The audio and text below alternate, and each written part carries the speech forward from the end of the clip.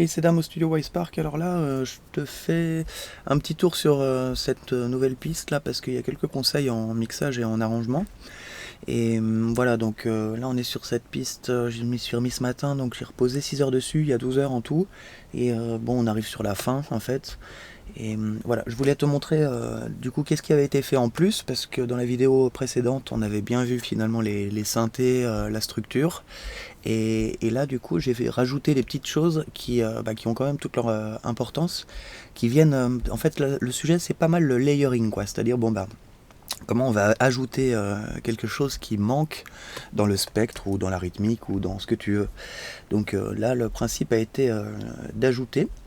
Alors, je suis tombé sur deux nouveaux outils. J'en profite aussi pour te faire un petit tour. Là, c'est chez Arturia Acid V ou Acid 5, je sais pas comment ils l'ont appelé. Mais bien cool, là, j'ai pris la version démo pour tester. Et, bah, ça sort des super samples, tu vois, on a fait ça.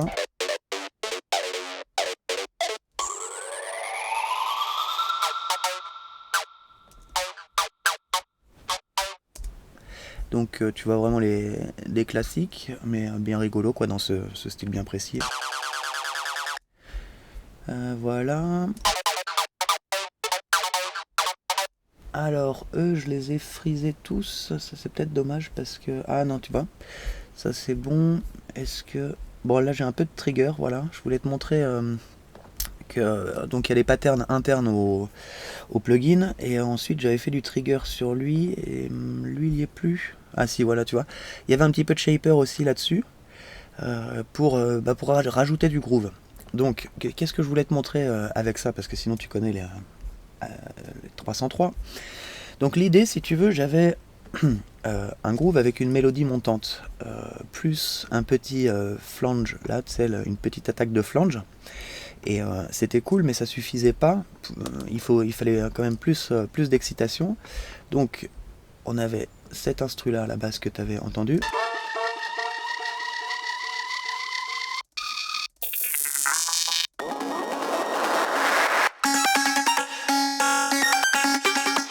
Voilà, c'est là que tu le reconnais. Bon, après, là, il a eu pas mal d'effixes. Du coup, ce sera pour la deuxième partie. Je voudrais te parler de Transit, là, un plug qui vient de sortir de Andrew Wang chez Baby Audio, que j'ai testé super bien. Vraiment super bien. Du coup, je l'ai carrément pris. Donc je te le présente juste après. Qu'est-ce que je voulais te dire? Donc, cette mélodie-là, elle joue avec donc le gros lead principal, voilà le harp. Donc en fait, il se superpose pas trop, mais ce que je voulais te dire, c'est qu'il me manquait quelque chose pour l'harp principal, celui-là.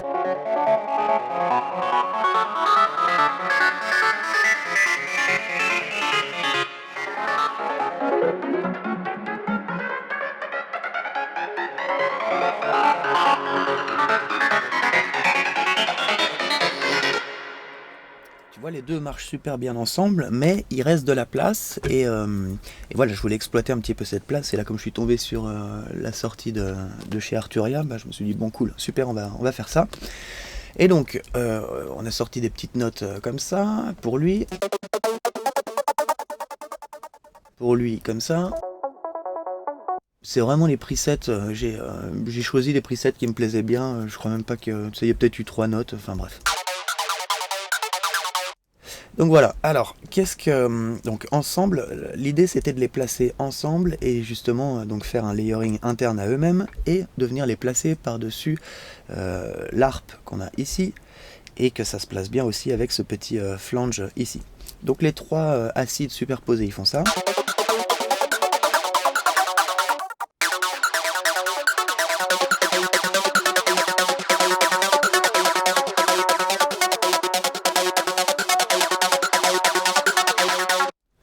Voilà, donc ils font une petite vie pendant leur évolution. Tu vois, il y a des coupures, il y a des changements de volume, etc. Là, j'ai frisé, donc là aussi, il y avait du filtre. Moi, il y avait pas mal de filtres, évidemment. Ici, j'ai fait de la répétition, au contraire. Mais ce qui est important à dire pour cette histoire de layering, c'est que je leur ai tous donné un petit peu une plage de fréquence. Donc, un endroit où ils vont être quand même plus marqués. Et très important, je les ai tous placés avec wider. Donc les trois en fait ils sont placés avec un wider qui est réglé différemment. Et ça c'est super intéressant parce que Wider donc va te faire quand même une sorte d'aplatissement, mais il va te le placer en stéréo de manière vraiment radicale. Et je trouve cet outil fabuleux pour ça, parce qu'au niveau qualité, enfin, il a une façon de travailler qui fait que ça fait pas vraiment un phasing. Il étend pas trop le son. Voilà. Enfin, là, je sais pas trop comment le dire, donc je vais pas me perdre. Mais ce que je veux dire, c'est que c'est un super outil à utiliser. Par exemple comme ça, c'est-à-dire pour faire un layering avec donc un réglage différent pour chaque piste. Donc ça c'est assez capital pour cette histoire de superposition de ces trois pistes là. Et ensuite il y a eu donc du mix avec les deux pistes qu'on avait ici. Il y a aussi ça, un petit peu d'animation ici par exemple avec de l'overdrive qui apparaît en filtre. Tu vois, donc ici, flagrant, il commence par l'aigu. Pourquoi ? Parce que je voulais bien faire entendre la montée de l'harpe, ici. Et comme il arrive par le bas, eh ben, je voulais quelque chose quand même, pour pas qu'il soit tout seul, mais quelque chose qui arrive par l'aigu. Donc je te fais écouter ça.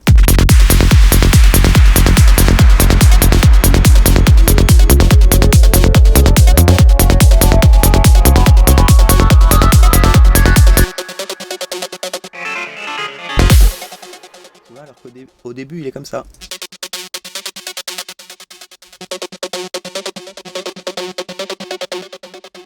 Et donc ici au contraire il descend dans le bas alors qu'il y a lui qui monte.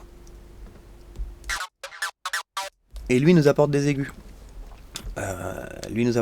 Donc c'est pour ça que donc dans ton mix tu les places de manière définitive, mais aussi de manière animée pour nourrir ton riser là, parce qu'en fait ici il y a une sorte de gros riser et puis après on finit la piste. Voilà, donc il y a aussi ça. Bon, on va passer à transit parce que tu vois en attaque de toute cette barre là, tu vois, il y a par exemple ça. Il y a un hélico, ça m'emmerde ces hélicos, c'est incroyable.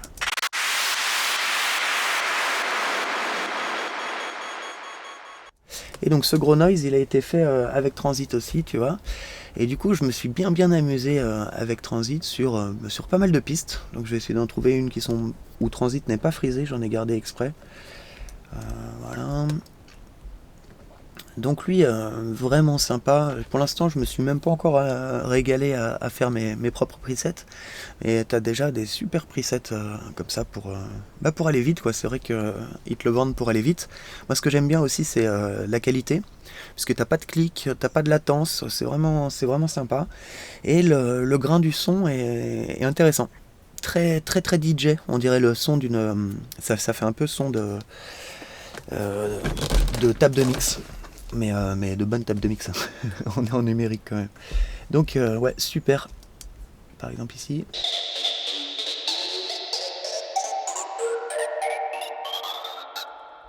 Ok, des trucs comme ça. Je vais regarder si j'ai d'autres transits par ici. Ouais, lui il en a un. Qu'est-ce qu'il nous fait ? Donc ça c'est le petit flanger.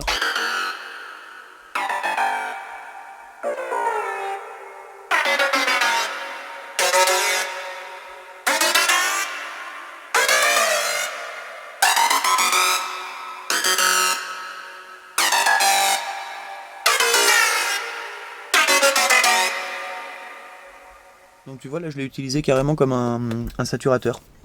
Donc il amène du beat crush, c'est pour faire venir le lead dans son évolution. Donc c'est pour dire que vraiment Transit c'est sympa parce que tu peux l'utiliser en même temps comme pour mixer. Tu peux l'utiliser comme FX de piste, comme FX de groupe et éventuellement master quoi. Donc vraiment le truc super sympa. Par contre j'aurais dû quand même en laisser un petit peu plus pour te montrer. Tu sais, on a qu'à prendre une voix là comme ça par exemple, se mettre un petit transit, hop, et puis je sais pas, aller se balader dans les. Tiens, ceux d'Andrew Wang, tiens.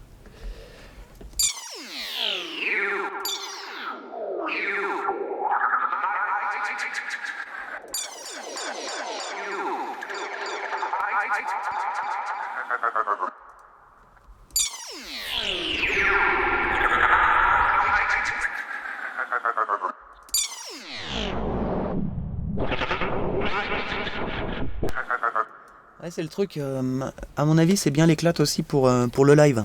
Ouais, c'est ça que j'ai pas dit. C'est que tout est assignable et pour le live, ça m'a l'air vraiment sympa. Ouais, voilà. Donc pas grand chose de plus à dire. Après, il y a des tutos de partout. C'est juste que je voulais te dire que je l'ai testé et que, bah ouais, 100% validé. Voilà, pour te dire, je l'ai pris.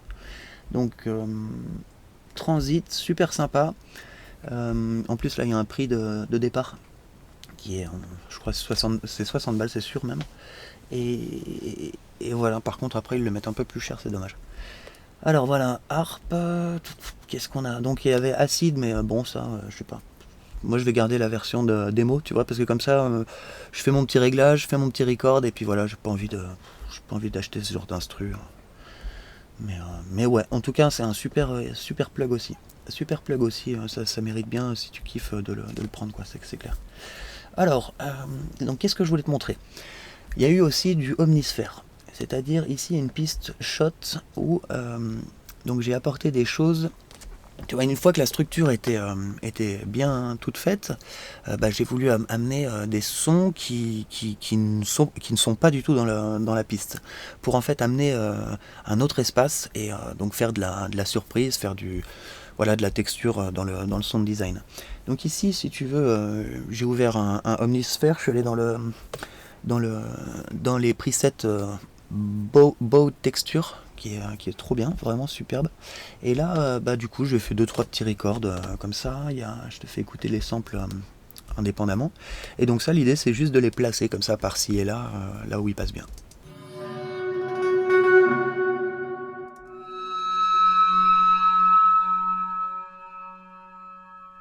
Tu vois, je cherchais des résonances.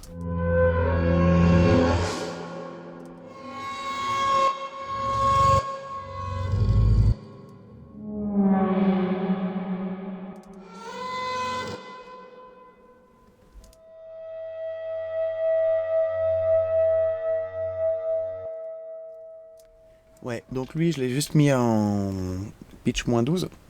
Du coup, pour étendre, pour l'étendre, et comme ça, on entend sa petite résonance qui fait ouh, en haut, là, c'est superbe. Et du coup, ça apparaît aussi dans la. Donc ça, on les met quand il y a de la place, tu vois. On les met quand il y a de la place et qu'on a besoin de quelque chose. Donc là, notamment, c'est la fin du break. Donc comme c'est la fin du break, on a voulu marquer surtout qu'il y a une énorme pause. Il n'y a plus rien quasiment. Et donc là, on marque l'arrêt pour repartir.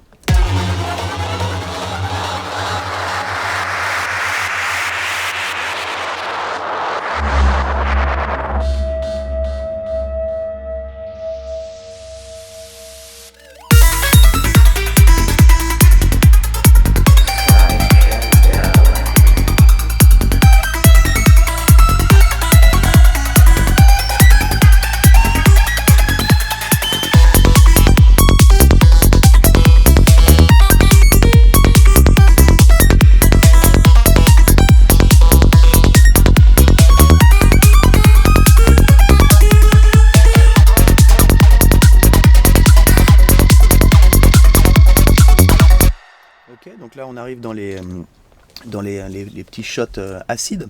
Et donc sur ces 3 pistes acides, où au départ je les ai travaillées ici, là, parce qu'elles avaient vraiment ce but là de se superposer avec l'arpège. Par contre, évidemment, j'en ai extrait des petits samples qui, eux, pareil, ils ont toute leur importance parce qu'ils vont venir faire du modelage, donc dans leur partie du spectre, hein, mais justement, ils vont venir s'additionner sur le groove existant et du coup donner de la matière et donner des formes à certains endroits. Donc là, par exemple, pendant le ternaire, je l'ai pas mal utilisé parce que donc il avait ce petit crunch dans les aigus et du coup donc beaucoup d'attaques et très court. Et donc ça me permettait d'ajouter un plan comme ça spectral et rythmique. Donc je te fais écouter là.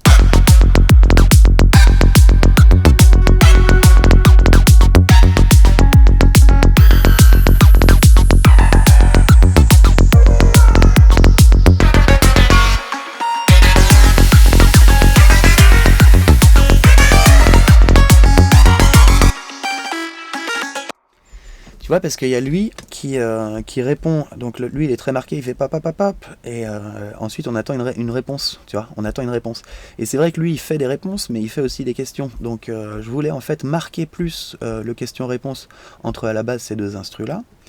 Du coup j'ai cherché quelque chose finalement qui était un petit peu dans la famille, bon bah là on avait de la chance, il y avait ces trucs acides, alors que lui, bon typiquement il est vraiment acide aussi, le flanger là. Voilà, donc on a des sonorités qui sont assez parentes et donc qui allaient se répondre de manière sympathique. Mais en même temps, là, ce sample-là est beaucoup plus aigu.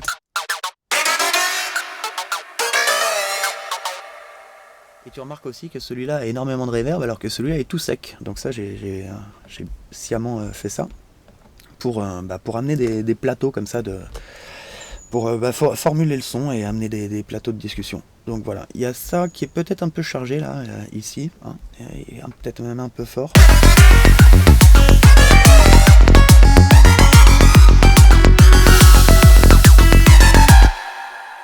Là, ici on a un petit shot aussi là qui vient nourrir le beat. Il arrive aussi ici en début de beat.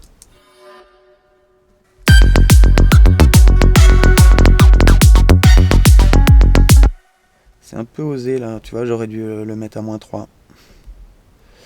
Dans les beats en général, ouais, j'aime bien les mettre le même son, mais à -3. Ça permet beaucoup de choses, et évidemment s'il contient beaucoup de basse, tu vois, là c'est son cas, il contient de la basse, donc là on filtre. On filtre dès qu'il est présent dans le beat. Et par contre, si dans le beat on fait un trou, tu vois, un trou de kick bass, bah pourquoi pas défiltrer, tu vois. Alors, ça c'était plusieurs choses qu'on a vues. J'ai ajouté aussi ce petit noise, donc petit noise qu'on a déjà vu dans d'autres tutos.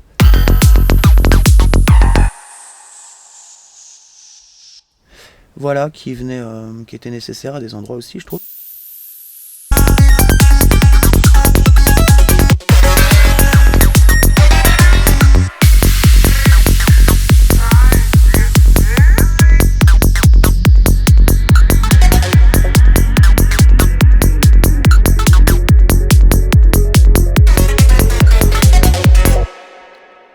Voilà, donc on a ajouté ça, les petits shots.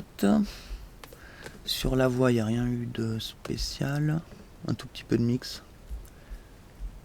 Ok, je repasse vite fait les pistes, voir si j'ai quelque chose à te dire. Donc l'acide, on l'a vu. Lui, on a fait aussi un petit peu de mix par endroit. Juste là. Ok. La drum, rien à dire. Le crash, on l'a baissé un petit peu, tu vois.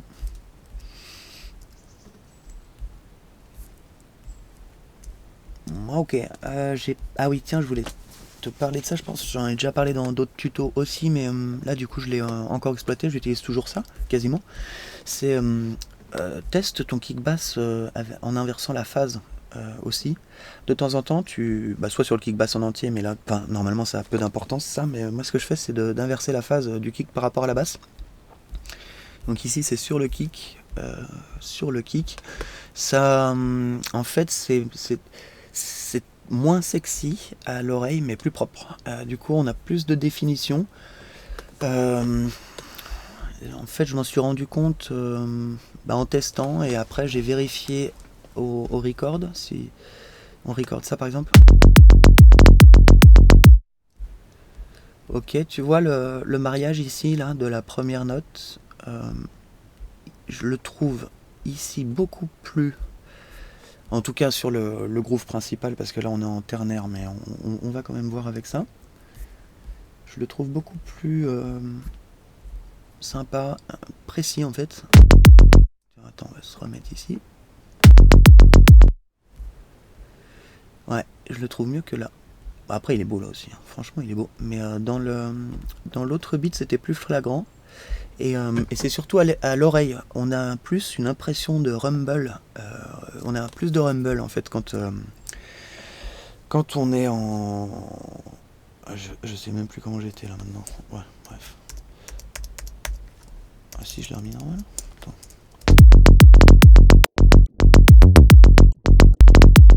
Ah oui, c'est qu'on vient de tester sur la basse. Ouais, je sais plus. Bon, bref. toute façon je vais pas te faire perdre de temps avec ça, mais c'était pour te dire que donc ça il faut bien le tester, si ça sonne mieux et si au record c'est plus joli, parce que c'est avec ces deux choses que personnellement je choisis quoi. Voilà, sur le master. Ah oui, si, voilà, là j'avais fait un tout petit cut sur master. En fait, je fais quasiment jamais ça. Mais là, ça m'était nécessaire parce que je voulais vraiment cutter toutes reverb et tout ça. Juste faire un tout petit trou ici, tu vois. Quand on a tout le monde qui s'emballe bien, donc là on a la montée de l'arpège avec l'acide et tout ça. Et juste avant, donc pas de nettoyer directement, mais la dernière ligne de groove là, full groove. Hop, on fait un petit cut ici. Et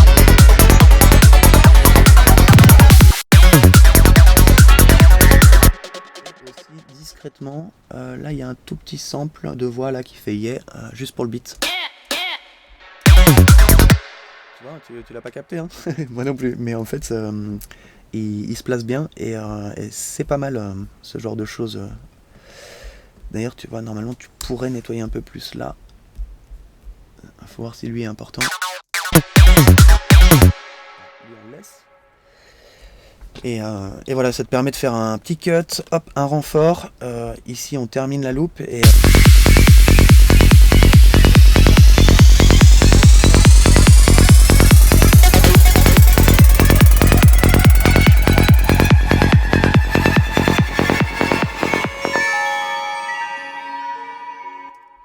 c'est fini.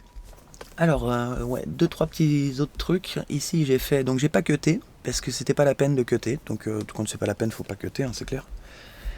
Ici, par contre, qu'est-ce qu'il nous fait celui-là? Ah oui, oui, c'est qu'on est encore dans le. Tu peux revenir là. Ouais, on n'a pas cuté, donc quand c'est pas la peine. Par contre, il a quand même fallu. C'était plus agréable ici, tu vois. On était un tout petit peu moins boomy et surtout, ça laissait plus de place au lead. Sachant que sur ce track, je suis pas beaucoup descendu. J'aurais pu descendre plus dans les leads. Ça, c'est un tout petit peu dommage en fait, parce qu'après, une fois que c'est frisé et tout ça, bon bah, c'est tant pis quoi. Mais si par exemple, j'enlève le kick bass. Comme je te disais, c'est un truc en fin de parcours. Je fais souvent ce genre de vérification. Et là, tu vois, j'aurais dû le faire avant de friser. Parce que je me rends compte que j'ai pas assez de bid, tu vois, vers les 100 Hz, quoi, en fait.